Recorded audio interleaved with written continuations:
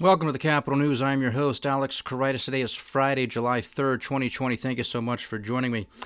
Title of today's podcast, Another Con Jobs Report. Of course, today is Friday. Market's closed. Was on vacation past week and a half. Been doing podcasts sporadically. Actually, only did one over the past several days. Back at it here today. Because this is the holiday weekend, the 4th of July holiday weekend, the government was so kind to get the jobs report for the month of June out a day early. It was released yesterday. I'm sure many of you are aware of the headline numbers because that's what the financial media likes to report on. That's what the White House likes to report on. And of course, the President of the United States did not miss the opportunity to take advantage of what sounds and looks like a solid jobs report headline figure. But of course, the president did his little press conference, or really, it wasn't a press conference because he did not take questions. Now, wouldn't you think if everything was fantastic, if we were truly on a glide path to a V-shaped recovery, don't you think the president would stick around for a few more minutes to actually field some questions from the reporters? Or was he afraid that the reporters may have actually have done their homework and may have pressed him on some of the internals of that jobs report, which of course is what we are going to do here at the Capital News, because that's what we always do here at the Capital News. It's not just the headline figure, it's looking under the hood and seeing what's actually taking place from a structural standpoint. That's what we're going to do. We're going to continue to do what we've been doing over the past couple of months and reading in its entirety the jobs report. That way you have the entire picture. And of course, we're going to look at a few other data points as well. Now, this is the 4th of July holiday weekend. It's late at night right now when I do these podcasts. I have fireworks going off outside my window, so if it gets picked up on the microphone, my apologies, but don't worry, I am not under attack. It's just some firecrackers going off. Worry not. Besides, I'm locked and loaded to begin with. So, market performance, I just want to focus on some of the commodities right now, and then we'll get to some of the other economic data.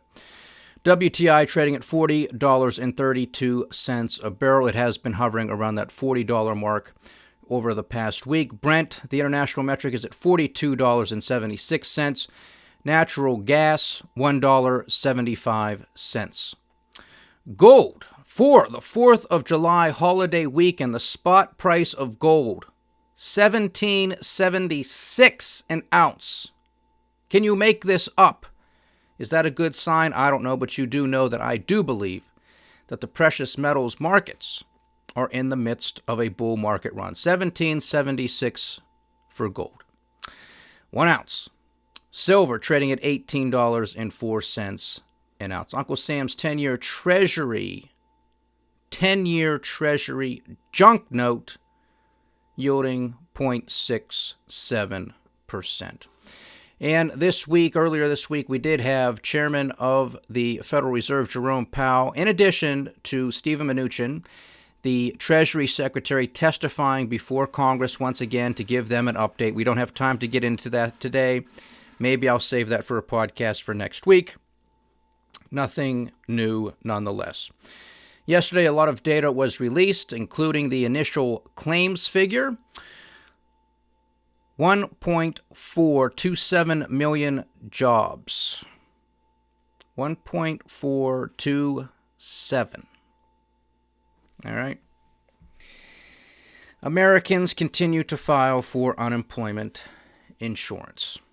Now, the prior week was at 1.482 million, so slightly down, but still above market expectations. This is not good, ladies and gentlemen. This is most likely your higher end, your white collar jobs that are now starting to become affected as we continue to make our way through what is going to be called the Greatest Depression. This is a process. It's not an event. It doesn't happen overnight. It takes time. We went through the policies that all but guaranteed and really caused the Great Depression, 1920s, 1930s, and how they mirrored what has been taking place and what continues to take place right now from a fiscal and monetary standpoint. Quite startling. Can give you an eerie feeling because the numbers were the same. They were the same. All you had to do was just add a comma and a few zeros. 5 trillion, maybe it was 5 billion back then, now it's 5 trillion today. Can't make this stuff up. So what they have done, what they are doing, the fiscal agents of this country, of course that's Congress and the White House, and the monetary agents, of course, our central bank, the Federal Reserve, what they are doing, what they have done, and what they will likely do in the not too distant future is all but guarantee that we will enter into the greatest depression. Because they can't step back.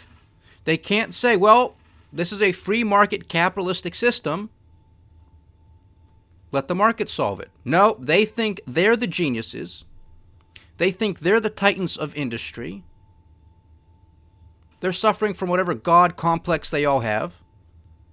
And they think, well, if we just pull one lever over here and we change something over there, everything will work out just fine. Well, we have $26 trillion debt.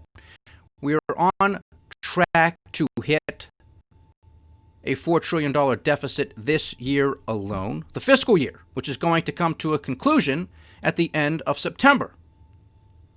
And then with talks of more quote-unquote stimulus spending, we're going to have another multi-trillion-dollar deficit for fiscal year 2021.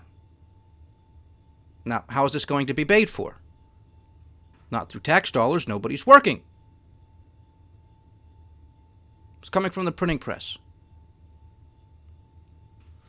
Broke Americans going to broke states, with the broke states going to a broke federal government, which has to go to a counterfeiting operation at the central bank just to keep everything afloat, just to make it look like things are still working. Does that sound like any type of constitutional republic to you? Does that sound like the greatest economy or the greatest country on planet Earth? Does that sound like a country that believes and adheres to and follows free market capitalistic principles? No. This is a banana republic. What more do you need to see? Do you actually need to wait to see the inflation, the stagflation, and then the hyperinflation come to fruition? Or are you going to prepare for it? What are you going to do? That's only a question you can answer. So that's the initial claims report. Continued claims, unfortunately, actually ticked up from the past week. The past week was at 19,231,000. That was for the prior week. The reading we got the other day, 19,290,000. Not good. Now to the Federal Reserve's BS. Of course, that means balance sheet. Miraculously, I mean, this is stunning. For the third straight week, the balance sheet has actually contracted, but is still slightly north of $7 trillion. One of the biggest contributing factors that I've been able to come across is due to all of those dollar swap lines in which the Federal Reserve had agreements with other central banks around the world. They are no longer in need of all of those dollars to be printed by the Federal Reserve. So there's a little bit of a pullback. We'll see how Wall Street and the exchanges handle this. Also on the jobs front, a broader metric of unemployment or employment that I like to look at is the employment population ratio. It currently stands at 54.6. The employment population ratio, 54.6. And this is a percentage So this means that some 45% of this country is not working. You get that? That's why we said this last week, that half the country is not working. Look up the employment population ratio, and we are staring at numbers that we have never seen before, and this data series goes back to 1948. So this is not a pretty picture at all. At all. Has there been some relief in this from the depths that we witnessed back in March and April? Yes, there has been a little bit of a bounce back. We hope that this trend will continue to the upside, that people do get their jobs back, but these are not created jobs. So I don't like the fact when you have the financial mainstream media, when you have the president and any one of his lackeys or anybody else for that matter, I don't care what party you're with, and you should understand that if you've been with me long enough, coming out and saying that these jobs were created. They're not. These are jobs that were coming back. You had the job, COVID-19, you got laid off, okay, reopening, back you go. Or an employer is taking advantage of the PPP loans. One of those contingencies, if you want that loan to become a grant, you got to put people back on payroll. So once those expire, once those loans expire, and of course there has been an extension on those to the end of this year. Why, oh why, I wonder? Could it be because it's 2020 and it's a presidential election? Yes, that is why. Because those loans were set to expire at the end of this month. Now, for some businesses, they've already used them up. But for others, they can continue to take advantage of these until the end of this year. But if we're not out of the woods, these companies, these employers, will be able to lay off their workers once again with no penalty. Meaning they will be forgiven those loans. Those loans will basically turn into grants. And of course, these are government programs, so it's our money collectively. You understand? And we've done the math here before. If you look at that $3 trillion alone, and of course it's going to be much more than that, but when you just look at the $3 trillion alone and you divide it by how many jobs were lost during those first few months of these shutdowns, it came out to what, about $80,000 per job? Now you tack on another $3 trillion, and now they're talking maybe another couple trillion. Maybe they're going to throw in another trillion for infrastructure. Who knows how much more is going to be tacked on? But do the math. It's going to be 6 figures per job lost. Most of these jobs that were lost, especially the early job losses, were in hospitality, restaurants, travel. They are jobs. They're important to these people. No ifs, ands, or buts about it. I want people to be employed. But these people were making $15, $16, $17, $18 an hour. Okay? That doesn't add up to $80,000 a year. That doesn't add up to 6-figure salaries. But that's how much we are throwing at them to get these jobs back. Does that make sense? No, it doesn't. But that's what we do. Bureau of Labor Statistics, BLS, bls.gov. The employment situation, June 2020. Total non-farm payroll employment rose by 4.8 million in June, and the unemployment rate declined to 11.1%, the U.S. Bureau of Labor Statistics reported today. These improvements in the labor market reflected the continued resumption of economic activity that had been curtailed in March and April due to the coronavirus COVID-19 pandemic and efforts to contain it. In June, employment in leisure and hospitality rose sharply. Notable job gains also occurred in retail, trade, education, and health services, other services, manufacturing, and professional and business services.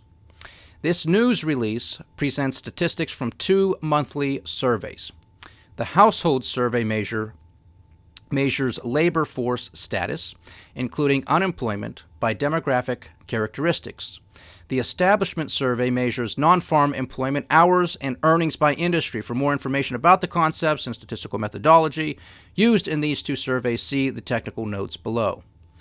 Household Survey data.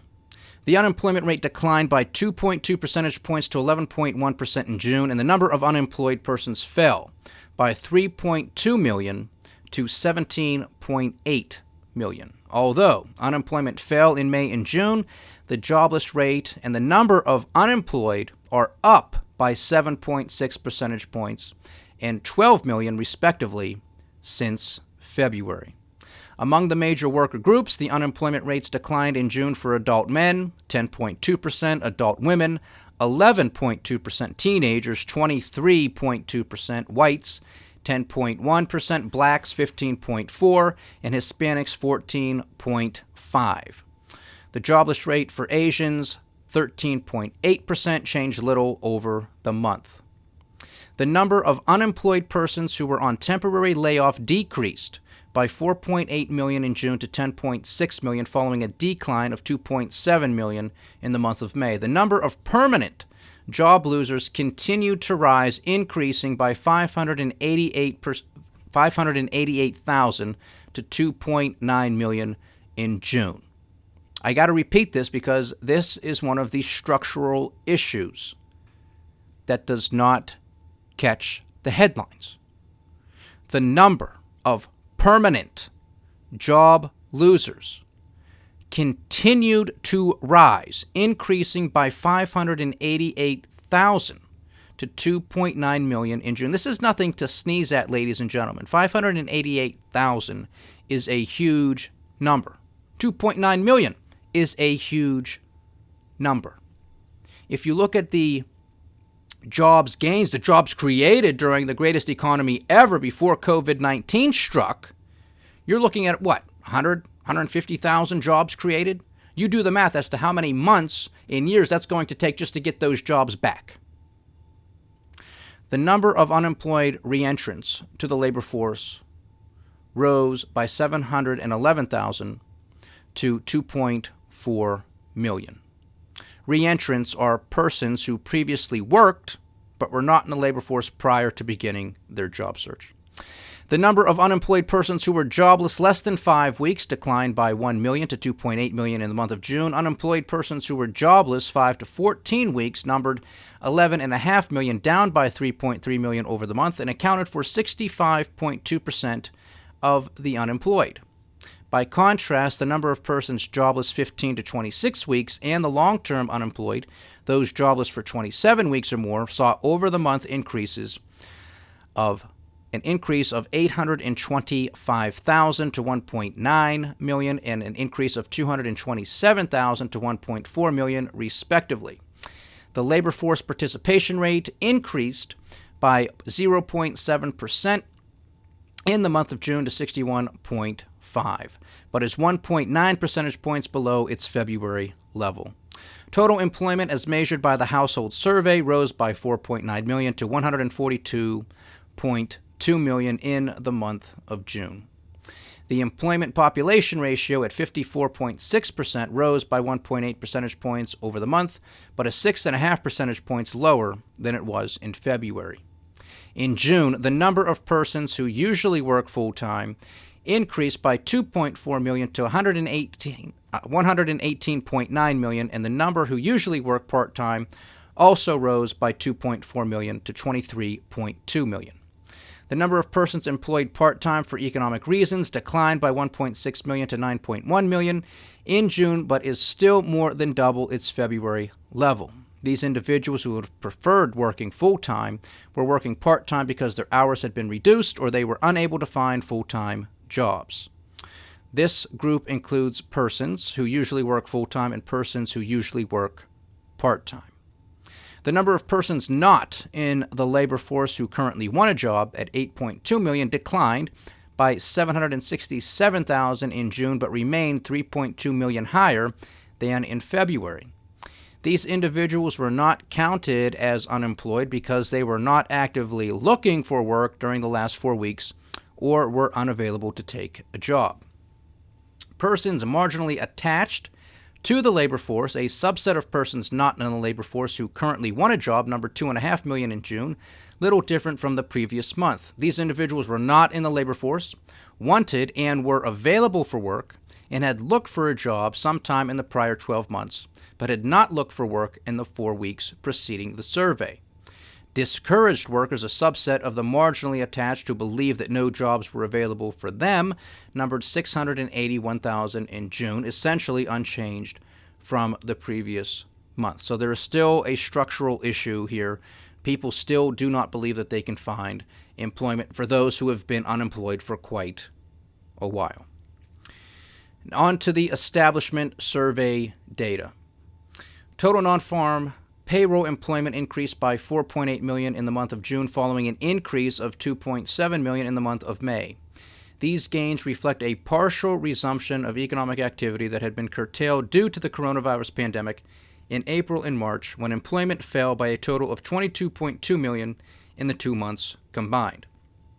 In June, non-farm employment was 14.7 million, or 9.6% lower than its February level. Employment in leisure and hospitality rose sharply in the month of June. Notable job gains also occurred in retail trade, education and health services, other services, manufacturing, and professional and business services. Employment continued to decline in mining. In June, employment in leisure and hospitality increased by 2.1 million, accounting for about 2/5 of the gain in total non-farm employment. Over the month, employment in food services and drinking places rose by 1.5 million, following a gain of the same magnitude in May. Despite these gains, employment in food services and drinking places is still down by 3.1 million since February. Employment also rose in June in amusements, gambling, and recreation, up 353,000, and in the accommodation industry, up 239,000. In June, employment in retail trade rose by 740,000 after a gain of 372,000 in the month of May, and losses totaling 2.4 million in March and April combined. On net, employment in the industry is 1.3 million lower than in February. In June, notable job gains occurred in clothing and clothing accessory stores, up 202,000, general merchandise stores up 108,000, furniture and home furnishing stores up 84,000, and motor vehicle and parts dealers gaining 84,000 as well. Employment increased by 568,000 in education and health services in June, but is 1.8 million below February's level. Healthcare employment increased by 358,000 over the month, with gains in offices of dentists up 190,000, offices of physicians up 80,000, and offices of other health practitioners gaining 48,000. Elsewhere in healthcare, job losses continued in nursing care facilities, down 18,000. Employment increased in the social assistance industry, gaining 117,000, reflecting gains in child daycare services, up 80,000, and in individual and family services, up 28,000. Employment in private education rose by 93,000 over the month. Employment increased in the other services industries in June, gaining 357,000, with about 3/4 of the increase occurring in personal and laundry services, up 264,000. Since February, employment in the other services industry is down by 752,000. In June, manufacturing employment rose by 356,000, but is still down by 757,000 jobs since February. June employment increases were concentrated in the durable goods component, with motor vehicles and parts gaining 196,000, accounting for over half of the job gain in manufacturing. Employment also increased over the month in miscellaneous durable goods manufacturing, up 26,000, and machinery gaining 18,000. Within the non-durable goods component, the largest job gain occurred in plastics and rubber, up 22,000. Professional and business services added 306,000 jobs in June, but employment is 1.8 million below its February level. In June, employment rose in temporary help services, up 149,000. Services to buildings and dwellings gained 53,000, and accounting and bookkeeping services gained 18,000. By contrast, employment declined in computer systems, design, and related services, losing 20,000. Construction employment increased by 158,000 in the month of June, following a gain of 453,000 in May. These gains accounted for more than half of the decline in March and April, representing a loss of 1.1 million combined. Over the month, gains occurred in specialty trade contractors, up 135,000, with growth about equally split between the residential and non-residential components. Job gains also occurred in construction of buildings, up 32,000. Transportation and warehousing added 99,000 jobs in June, following declines in the prior 2 months of a loss of 588,000 in April and May combined. In June, employment rose in warehousing and storage, up 61,000, couriers and messengers up 21,000, truck transportation up 8,000, and support activities for transportation up 7,000. Wholesale trade employment rose by 68,000 in June, but is still down by 317,000 since February. In June, job gains occurred in the durable goods, up 39,000, and non-durable goods gaining 27,000. Financial activities added 32,000 jobs in June, with over half of the gain in real estate, up 18,000. Since February, employment in financial activities is down by 237,000. Government employment changed little in the month of June, gaining 33,000, as job gains in local government education, up 70,000, were partially offset by job losses in state governments, losing 25,000. Government employment is 1.5 million below its February level. Mining continued to lose jobs in the month of June, down 10,000, with most of the decline occurring in support activities for mining, down 7,000. Mining employment is down by 123,000 since a recent peak in January of 2019, although nearly three-fourths of the decline has occurred since February of 2020. In June, average hourly earnings for all employees on private non-farm payrolls fell by 35 cents to $29.37. Average hourly earnings of private sector production and non-supervisory employees decreased by 23 cents to $24.74 in June. The decreases in average hourly earnings largely reflect job gains among lower-paid workers. These changes put downward pressure on the average hourly earnings estimates. The average work week for all employees on private non-farm payrolls decreased by 0.2 hours to 34.5 hours in June. In manufacturing, the work week rose by 1/2 an hour to 39.2 hours, and overtime was unchanged at 2.4 hours. The average work week for production and non-supervisory employees on private non-farm payrolls fell by 0.2 hours to 33.9 hours. The recent employment changes, especially in industries with shorter work weeks, complicate monthly comparisons of the average weekly hours estimates. The change in total non-farm payroll employment for April was revised down by 100,000 from negative 20.7 million to negative 20.8 million, and the change for May was revised up by 190,000 from 2.5 million to a gain of 2.7 million. With these revisions, employment in April and May combined was 90,000 higher than previously reported. Monthly revisions result from additional reports received from businesses and government agencies since the last published estimates, and from the recalculation of seasonal factors. The employment situation for July is scheduled to be released on Friday, August 7th, 2020 at 8:30 a.m. Eastern Time. Mark your calendar. Now to the little caveat that they have been releasing over the past few months. Coronavirus COVID-19 impact on June 2020 establishment and household survey data. Data collection for both surveys was affected by the coronavirus COVID-19 pandemic. In the establishment survey, approximately 1/5 of the data is assigned to 4 regional data collection centers. Although these centers were closed, interviewers at these centers worked remotely to collect data by telephone. Additionally, BLS encouraged businesses to report electronically. The collection rate for the establishment survey in June was 63%, lower than collection rates prior to the pandemic. The household survey is generally collected through in-person and telephone interviews, but personal interviews were not conducted for the safety of interviewers and respondents.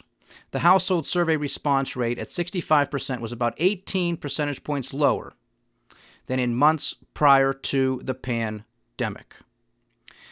Now, we have no idea how big of a skew this is causing in the numbers, and it's going to take a while before we see this. That's what we told you. That's what I've been telling this audience since this all began. These numbers are going to be a lot of funny business. That's why you got to look at a broad spectrum. That's why you have to look at the structural underlying issues to get the best picture possible. In the establishment survey, workers who were paid by their employer for all or any part of the pay period, including the 12th of the month, are counted as employed even if they were not actually at their jobs. Workers who are temporarily or permanently absent from their jobs and are not being paid are not counted as employed even if they are continuing to receive benefits. In the household survey, individuals are classified as employed, unemployed, or not in the labor force based on their answers to a series of questions about their activities during the survey reference week, June 7th through June 13th. Workers who indicate they were not working during the entire survey reference week and expect to be recalled to their jobs should be classified as unemployed on temporary layoff. In June, a large number of persons were classified as unemployed on temporary layoff. As was the case in March, April, and May, household survey interviewers were instructed to classify employed persons absent from work due to temporary coronavirus-related business closures as unemployed on temporary layoff. BLS and Census Bureau analysis of the underlying data suggests that this group still included some workers affected by the pandemic who should have been classified as unemployed on temporary layoff. The degree of misclassification declined considerably in June. BLS and Census Bureau staff have been reviewing survey responses that might have been misclassified. The misclassification hinges on a question about the main reason people were absent from their jobs. If people who were absent due to temporary pandemic-related closures were recorded as absent due to, quote, other reasons, they could have been misclassified. When interviewers recorded a response of, quote, other reason, they also had to add a few words describing that other reason. The review of these brief descriptions found that the share of responses that may have been misclassified was much smaller in June than in prior months. BLS and the Census Bureau are continuing to investigate the misclassification and are taking additional steps to address the issue. Well, my goodness, thank goodness they're on it. If the workers who were recorded as employed but absent from work due to, quote, other reasons, over and above the number absent for other reasons in a typical June, had been classified as unemployed on temporary layoff, the overall unemployment rate would have been about 1 percentage point higher than reported on a not seasonally adjusted basis. However, this represents the upper bound of our estimate of misclassification and probably overstates the size of the misclassification error. I doubt it. According to usual practice, the data from the household survey are accepted as recorded to maintain data integrity. No ad hoc actions are taken to reclassify survey responses. Yes, the maintenance of data integrity is of the utmost importance. And then another caveat here, we have the 2020 preliminary benchmark revision to establishment survey to be released on August 19th, 2020. So, a lot of the benchmarking, which of course we focused early this year, we focused on it last year, telling you, this audience, be on the lookout for it.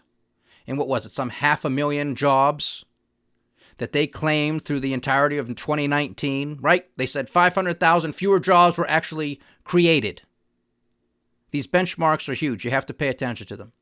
Each year, the establishment survey estimates are benchmarked to comprehensive counts of employment from the quarterly census of employment and wages, the QCEW, for the month of March. These counts are derived from state unemployment insurance tax records that nearly all employers are required to file. On August 19th, 2020, at 10 a.m. Eastern Time, mark your calendar, the Bureau of Labor Statistics will release the preliminary estimate of the upcoming annual benchmark revision. This is the same day that the first quarter 2020 data from QCEW will be issued. Preliminary benchmark revisions for all major industry sectors, as well as total non-farm and total private employment, will be available from BLS. The final benchmark revision will be issued with the publication of the January 2021 employment situation news release in February of 2021. So we're going to have to wait, but it's coming. It's coming, and it'll be here before you know it. So we're just going to have to wait and see.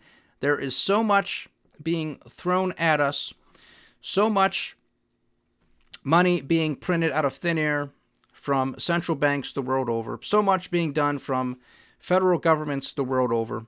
The programs that we have enacted and instituted here in the United States continues to throw curveballs with these reports. The survey period, June 7th to June 13th, was before this reclosing, if you will, of the economy. That's why you have to look at these broader measures. That's why you have to look at the structural issues. People who have been out of work for a long time, do they remain discouraged or do they finally feel optimistic? The permanent job losers, is that number increasing or is it decreasing? It's increasing by 588,000, now at 2.9 million. That's not good. I'm happy when people are called back to work. We want this to be the case. But you need to have a system behind it that supports it. Printing funny money, acting and behaving like a banana republic is not support. It just isn't. We're going to go back to work. We're going to bring factories back. We're going to do X, Y, Z. So what? To do what? To perpetuate this system that is unsustainable? That just doesn't make any sense to me. So that the government can take 20, 25, 30% of your income doesn't make any sense to me. That's just the federal government. What about state, local taxes? What about consumption? What about tolls? What about everything else you got to pay? How much are they taking from you? Is that a system worth working for? Is that a system worth defending? I don't think so. We have to get our house in order. This nonsense has to stop. But it's not. They're going to continue printing. They're going to continue borrowing. They're going to continue spending. And don't forget, like we spoke earlier this week in our one podcast, don't forget that the Federal Reserve is engaged in the secondary bond market, corporate bond market, purchasing bonds from Toyota, Volkswagen, BMW, Ford, General Motors, Amazon, Apple, Microsoft. You get the picture. Because that's what you do in a free market capitalistic system. That's what you do. You buy bonds of foreign companies, and you buy bonds from companies that have more money than God. That's what you do. Now, of course, this is the secondary market, so they're buying these bonds not directly from these companies, but they will be. They will be. They've already said they're going to be buying them directly in the primary market as well. But they're buying them from people who hold them. They're buying them from the investors, from those bondholders, pension funds, insurance companies, hedge funds, individuals, what have you. They'll buy them, and they don't care what the price is. They are subsidizing this, throwing more wrenches into the system. Free markets are about price discovery. How do you know what the real price is when you have all of this interference? The answer is you don't. So when you have poor information, you're going to make poor decisions. And when you add this up across the aggregate of economic players, consumers, producers, investors, governments, you name it, they are setting us up for one of the biggest collapses ever. Ever. Because you can't keep this going. But let's say for the sake of argument that they can. Then what is that telling us? That's telling us there is no cost. There is no cost to all of this money printing. Well, if that's the case, then we don't need to be paying taxes. And hell, we don't even need to be paying our bills. Just send them to the Federal Reserve. Because they are trying to have us believe that there are no costs with this whatsoever. There's no downside at all. We're going to print, we're going to spend, we're going to borrow like we've never done before. And there's nothing wrong with it whatsoever. And there's not going to be anything wrong with it either. I don't buy it. And neither should you. But if they somehow figure it out, they crack the code, then they have to eliminate taxes altogether. And they can just pay all of our bills.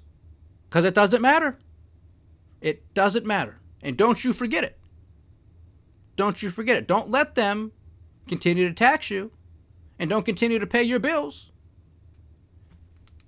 If they're going to continue telling us that this is perfectly A-OK for them. If it's good for them, it should be good for us. Just seems to make sense.